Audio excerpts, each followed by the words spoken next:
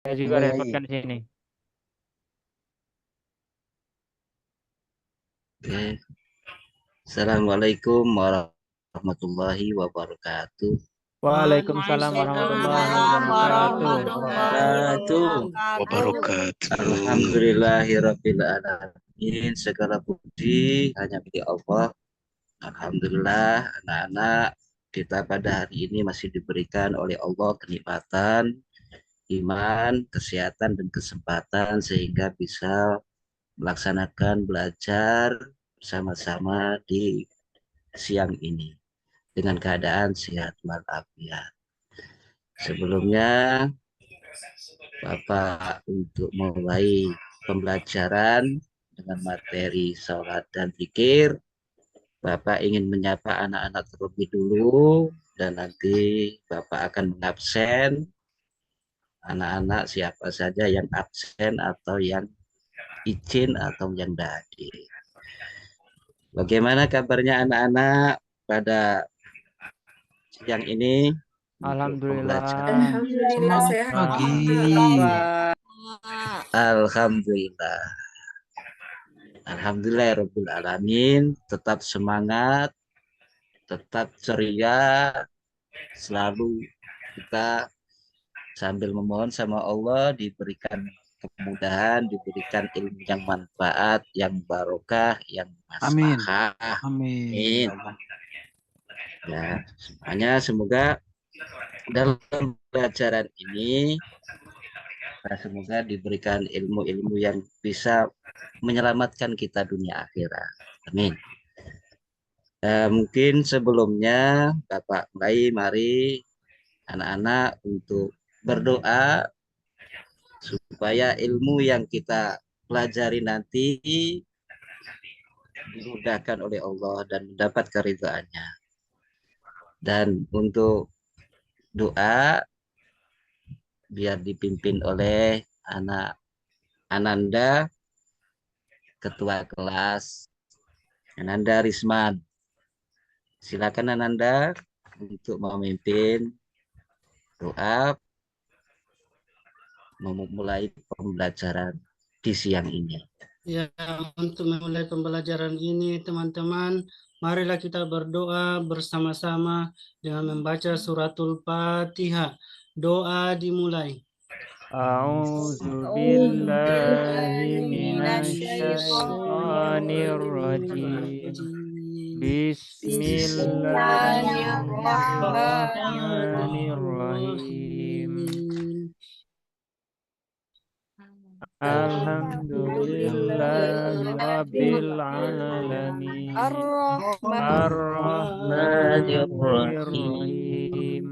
Maliki Maliki yaumiddin. yaumiddin. Iyyaka Iyyaka na'budu wa na'budu wa iyyaka iyyaka nasta'in. nasta'in. Ihdinas Ihdinas siratal siratal mustaqim. mustaqim. Siratal Siratal ladzina ladzina an'amta an'amta 'alaihim ghairil maghdubi 'alaihim waladdallin. waladdallin. Shadaqallahul Adzim. Amin. Doa selesai. Terima kasih Ananda Risman sudah memimpin doa dan semoga diberikan kelancaran dalam pembelajaran ini. Dan sebelumnya Bapak akan mengabsen anak-anak nanti apabila teman-temannya ada yang izin atau tidak bisa hadir, tolong dikasih tahu ya anak-anak ya. Ya, Pak. Mungkin saya absen. Ananda Muhammad Kurniawan hadir. Hadir Pak, hadir. Oke, alhamdulillah bisa hadir. Ananda Erlisa hadir. Hadir, Kak. Alhamdulillah. Hadir. Ananda Muhammad Tasbih hadir.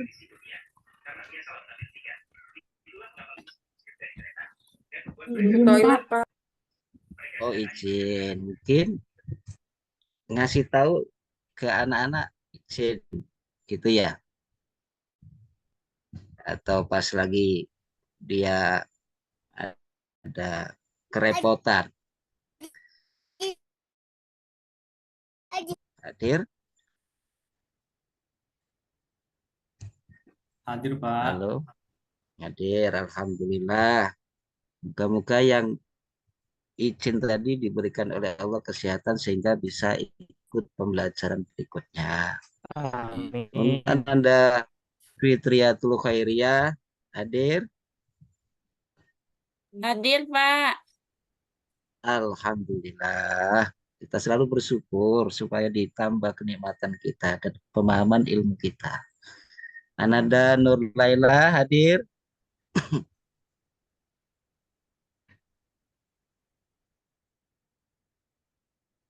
Izin keluar deh, Pak.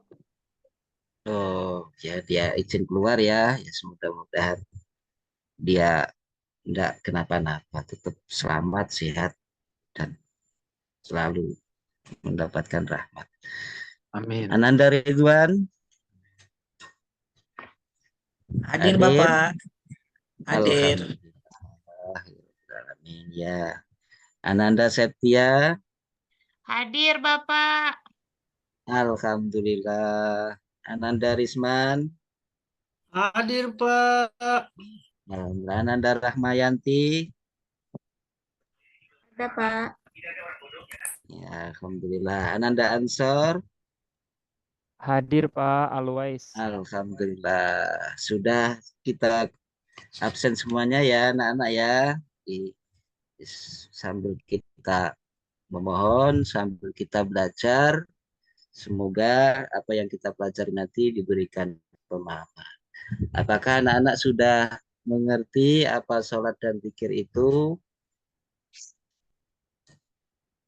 Belum Pak. Yang lain mungkin ada yang sudah mengerti Belum, Pak. apa sholat itu. Ananda Septi sudah tahu apa Masjid, sholat Pak. itu Sholat, Ananda? Pak. Ya. Jadi baiklah. Jadi pada intinya untuk pengertian sholat, jadi sholat adalah perkara yang dimulai dengan niat dan diucapkan dengan takbiratul ihram dan dilakukan dengan gerakan anggota badan dan diakhiri dengan salam. Itu yang disebut atau pengertian daripada sholat.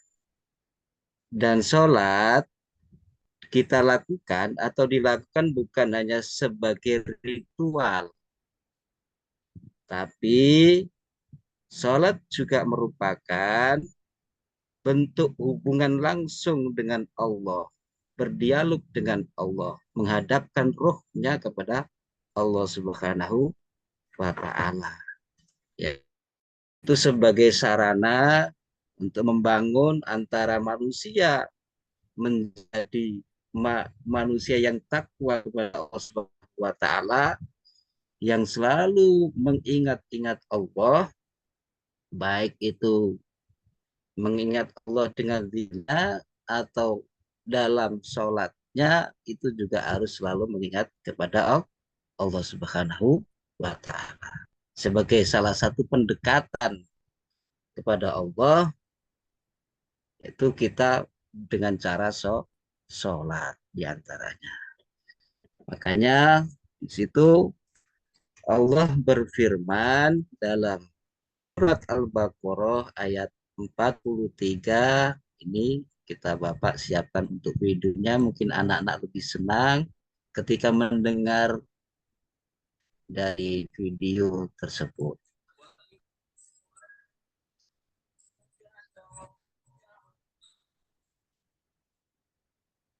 Oke, yang maksud dari ayat tersebut adalah aqimus sholat, dan dirikanlah sholat, wa atuz zakah, dan berikanlah zakat, warka'u ma'ar raki'in, dan rukuklah kalian bersama orang-orang. Maksudnya disuruh ngumpul dengan orang-orang yang ahli ruku, maksudnya itu kita bersama-sama orang yang ahli. Nah, kalau kita bahas sholat, itu nanti ada yang namanya ibadah. Ibadah itu ibadah ada yang khusus, ibadah ada yang secara umum. Kalau sholat itu lebih terkhusus lagi.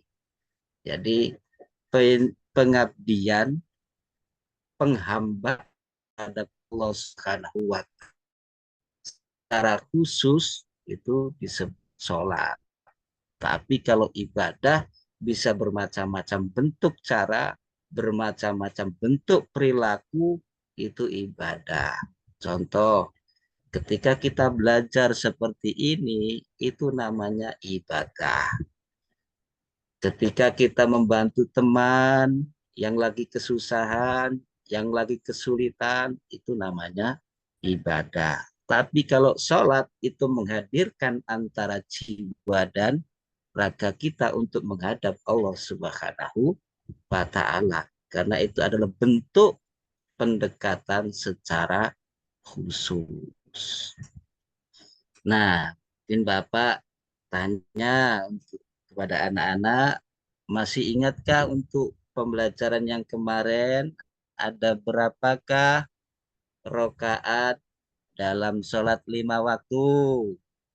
17, 16. Pak. Sholat apa, Pak? 17, Pak. Alhamdulillahirabbil alamin. Anak-anak masih ingat ya. Alhamdulillah. Berarti cerdas-cerdas anak. Hebat-hebat sebenarnya. Luar biasa.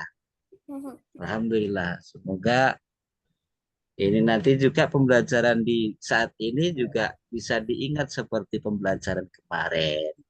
Dan mudah dipaham untuk anak-anak.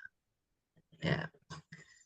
Anak-anak, adakah yang membiasakan menambah sholatnya yang disebut dengan sholat sunat setiap harinya? Sholat duha, Pak. Ada Siapa Bapak. yang Qobliyah, Ba'diyah. Alhamdulillah. Alhamdulillah. Siapa yang biasa sholat duha? Saya, Pak. Alhamdulillah. Luar biasa anak-anak saya. Hebat-hebat semuanya. Kalau yang sholat malam, siapa Sholat tahu Isya ada saya yang mau malam, Pak. istiqomahkan. Sholat isya-nya malam-malam, Iya, Pak. iya, iya, iya. Iya, sholat isya-nya malam-malam. Alhamdulillah, sholat isya. Ya, alhamdulillah. Siapa tahu ditambah sholat malamnya, sholat tahajud kah, sholat hajat kah. Nah, seperti itu. Mungkin 2 rakaat atau sholat istikharah. Nah, siapa tahu minta petunjuk ke Allah, diberikan jalan terbaik menurut Allah. Siapa tahu dari anak-anak sudah ada yang bisa melaksanakan di antara sholat-sholat sunnah tersebut. Nah, mudah-mudahan kita diberikan oleh Allah kesempatan, kesehatan, kekuatan, dan kemampuan untuk menambah sholat kita. Untuk lebih menyempurnakan apabila sholat yang 5 waktu itu ada kekurangan sempurnaannya sehingga disempurnakan dengan sholat sunnah. Mungkin dengan qobliyah atau ba'diyah. Bisa dipaham anak-anak? Bisa, Apa Pak. itu qobliyah, ba'diyah, Bisa, Pak? Pak. Nah, yang qobliyah itu adalah sholat sunat dilakukan sebelum sholat fardu. Di antaranya yang boleh melakukan sholat sunat qobliyah, sholat zuhur boleh melakukan sholat qobliyah atau sholat sebelum sholat zuhur dilaksanakan paling tidak 2 rakaat. Tapi ada yang ba'diyah itu setelah sholat fardu. Ya, di antara contoh seperti setelah sholat maghrib atau setelah sholat isya. Kalau mau sholat ba'diyah maka boleh. Seandainya tidak mampu 4 rakaat, apakah boleh 2 rakaat? Boleh. Kalau mampu, kalau bisa. Tapi seandainya belum sempat menambah sholat sunat itu, sholat fardu aja yang penting tidak bolong, bolong. Itu sudah alhamdulillah. Karena dalam keterangan hadis Rasulullah pernah ditanya oleh sahabat, apakah orang yang apabila hanya menjalankan kewajiban saja, tidak menambah dengan sunnah itu bisa diterima dan nantinya bisa dimasukkan surganya Allah. Sehingga Nabi menjawab bahwa yang penting orang itu melakukan perintah Allah, meninggalkan larangan Allah, walaupun hanya melakukan yang difardukan oleh Allah dan tidak menambah dengan sunnahnya. Kalau tidak mampu, maka orang itu insya Allah ada jaminan masuk surganya Allah. Itu dalam Amin. kitab Arba'in Nawawiyah dan kitab Mukhtarul Hadis dijelaskan diantaranya itu. Jadi seandainya anak-anak juga belum mampu menambah dengan sholat sunnah, istiqomahkan terlebih dulu sholat yang wajibkan. Kita usahakan jangan sampai tidak sholat, karena awwalu ma yuhasabu bil abdu yaumal qiyamah as-sholat. Pertama kali yang akan dimintai pertanggungjawaban, ditanyakan oleh Allah di hari kiamat nanti tentang sholat kita. Jadi yang pertama kali itu Rasulullah menjelaskan seperti itu. Jadi kita punya kewajiban dan tanggung jawab. Dan bukan hanya sebagai kewajiban sholat itu, tapi juga sebagai keperluan kita untuk selalu kita lakukan. Kalau hanya sebagai kewajiban, nah, nanti sholatnya yang penting gugur kewajibannya, tapi tidak merasa kita butuh dengan adanya sholat. Sehingga yang penting sholat sudah. Itu yang sangat dikhawatirkan. Jadi kita harus merasa bahwa kita itu butuh sholat. Jadi sholat bukan hanya sebagai kewajiban kita, tapi sebagai keperluan dan kebutuhan kita untuk membekali kita ketika nanti di akhirat.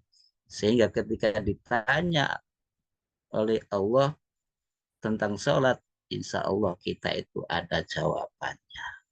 Seperti itu. Bisa dipahami anak-anak? Paham, Pak. Alhamdulillah. Paham, Pak. Ya, ada yang mau nanya anak-anak? Pak, bagaimana Tadi kalau kita malas sholat, Pak?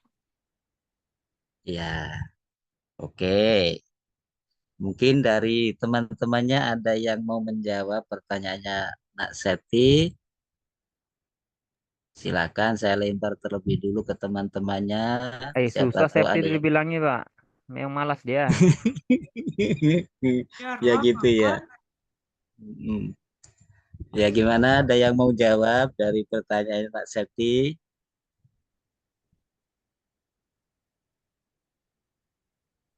Nak Dedi? Kalau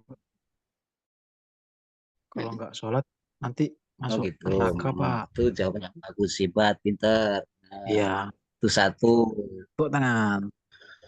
Ya, terus Nak Ansor gimana tanggapannya dari pertanyaannya Nak Septi tadi? Nggak apa-apa dia malas sholat, Pak. Yang penting pas dia halangan. Oh gitu. Nggak Iya, boleh sholat ya. Ih, iya. Memang kalau lagi halangan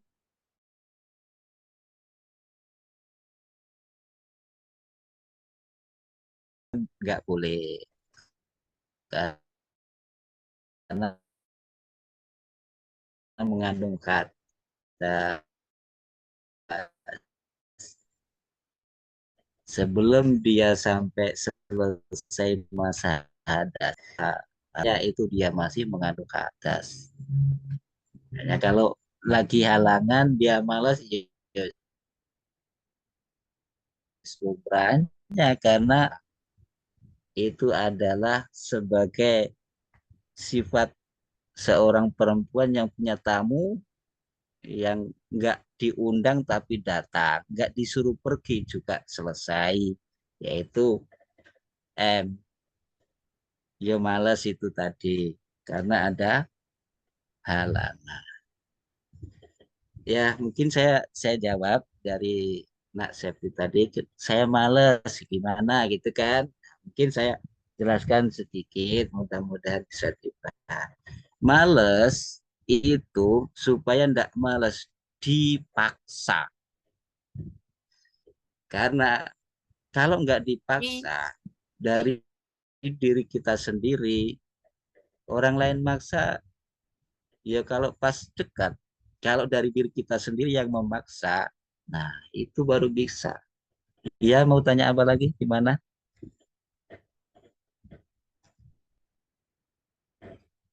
Ada yang mau tanya lagi tadi? Kan sholat itu tadi Bapak bilang di awal rangkaian dengan gerakan Pak ya. Gimana kalau dia Iya. sakit cuman bisa duduk baring aja gitu Pak? Gimana sholatnya? Oh, iya. Boleh. Bagus pertanyaannya. Seandainya ketika sholat, orang itu tidak mampu untuk berdiri, maka diperbolehkan dengan duduk. Seandainya orang itu tidak mampu untuk duduk karena ada keterbatasan, mungkin sakit ataupun cacat, maka boleh dengan berbaring. Seandainya berbaring pun tidak bisa bergerak, tangannya pun susah untuk bergerak, maka boleh dengan isaroh kedipan mata. Seandainya kedipan mata pun sudah tidak bisa untuk dikedipkan, maka boleh dengan yang namanya pakai hati. Di hatinya yang untuk melakukan sholat walaupun tanpa gerakan anggota badan. Kalau dalam pengertian tadi ada seperti itu sebagai pengertian secara umum. Tapi dalam pelaksanaan dan prakteknya Allah memberikan keringanan. Yaitu ketika tidak mampu berdiri boleh duduk, tidak mampu duduk boleh berbaring. Berbaring tapi badannya tidak bisa digerakkan maka boleh dengan isyarat kedipan mata. Seperti itu masih ada keringanan lagi boleh dengan hati. Nah, bisa dipaham Bisa anak-anak? Pak. Ya, Bapak. Alhamdulillah. Siapa? Ya, ada yang lain yang mau bertanya atau apa Bapak langsung kasih tugas? Ya, 8 ada menit yang lagi mau tanya istirahat satu lagi? Pak. Oke, Ya mungkin tugas Pak, kasih Bapak, tugas. iya, Bapak sudah siapkan Jangan tugasnya banyak-banyak untuk gitu. anak-anak ya. Enggak, mungkin Bapak kelompokkan jadi 4 kelompok.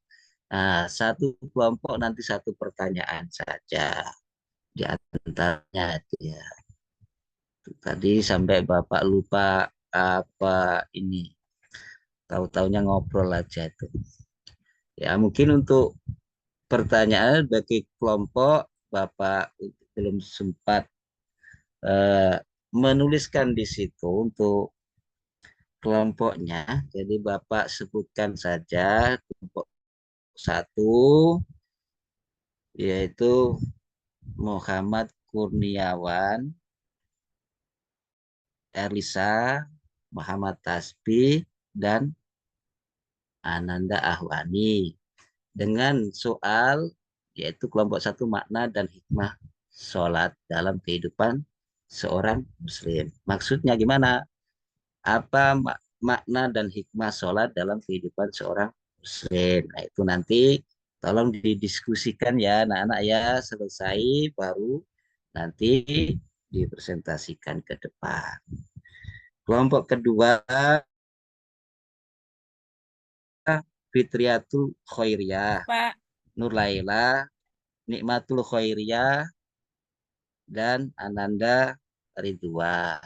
Dengan soal dari kelompok kedua itu bagaimana tata cara sholat yang benar. Jadi dituliskan, dijelaskan bagaimana cara sholat yang benar tadi itu. Nanti didiskusikan dengan temannya, selesai presentasikan di depan kelas ya, anak-anak ya. Siap, Yang Bapak. sudah dapat tugas. Nah, untuk kelompok ketiga, Ananda Septia, Ananda Risman, Ananda Rahmayanti, Ananda Ansor. Ya, untuk kelompok ketiga dengan soal bagaimana perbedaan sholat wajib dan sholat sunnah. Ya, itu untuk kelompok 3.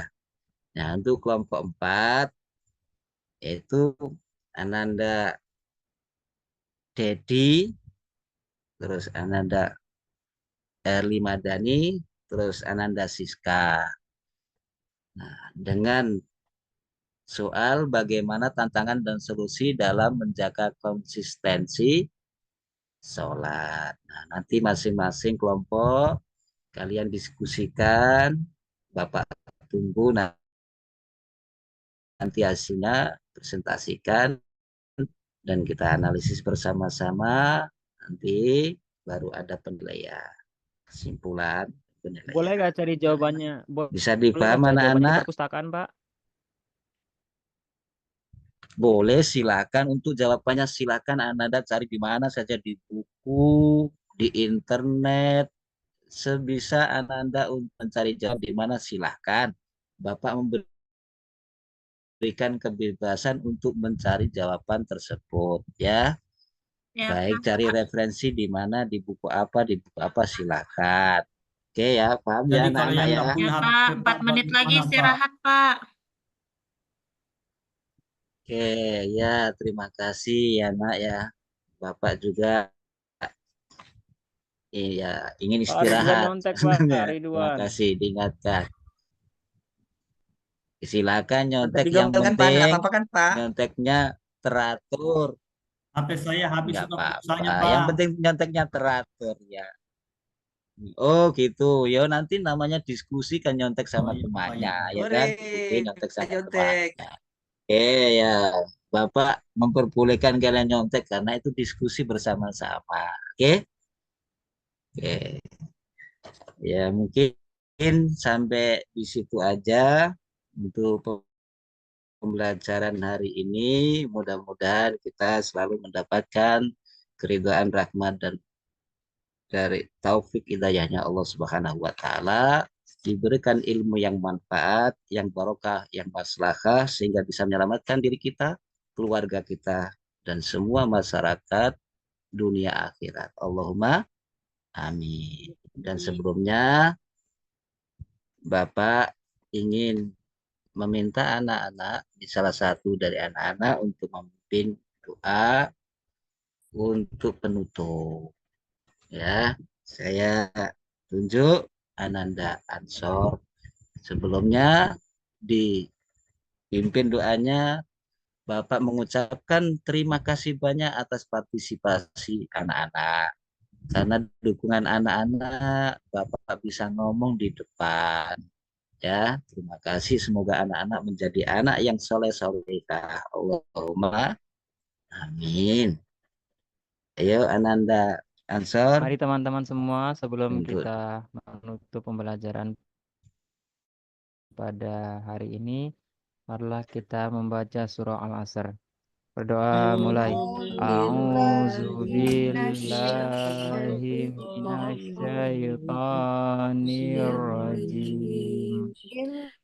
Bismillahirrahmanirrahim. Wal asri innal insana lafi khusri illal ladzina ladzina amanu wa amilus amilus solihati wa tawasau bil haqqi wa tawasau bis sabri. Amin. Sudah, ya, Pak. terima kasih Ananda Ansor ya. Mudah-mudahan diberikan kemudahan oleh Allah Subhanahu wa taala. Mungkin demikian Bapak akhiri. Hadanallahu wa iyyakum ajmain. Wassalamualaikum warahmatullahi wabarakatuh. Waalaikumsalam warahmatullahi warahmatullahi wabarakatuh. wabarakatuh.